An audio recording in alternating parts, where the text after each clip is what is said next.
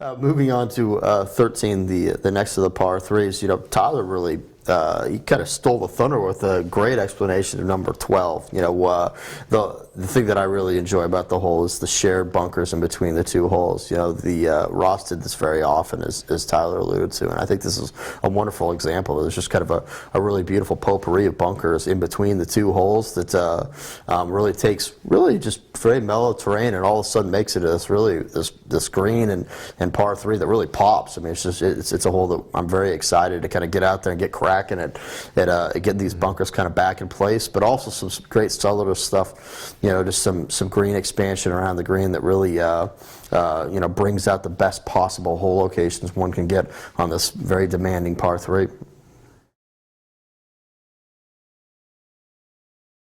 As we work our way to hole number 14, we want to move these tees up a little bit to give this hole potentially that attainable feel where we see on number 7 on the front nine.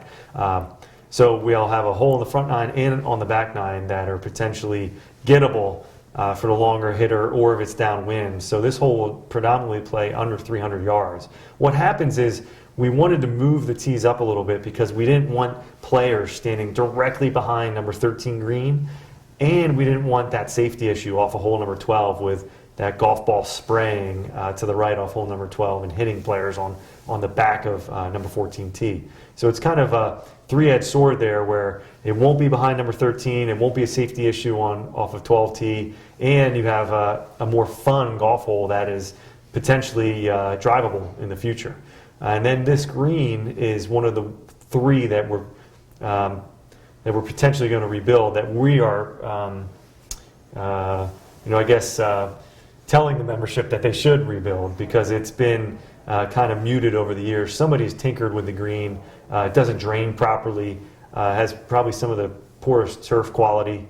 And so this is one of the three, along with 4 and 5. So 4, 5, and 14 would be three greens that we are thinking about rebuilding in Ross flavor, Ross character.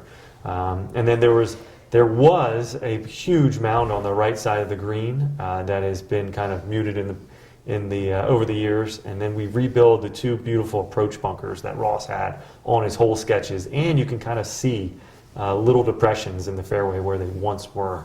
So a lot of work on hole 14, but it could be one of the more spectacular, fun golf holes that's actually, again, getting shorter.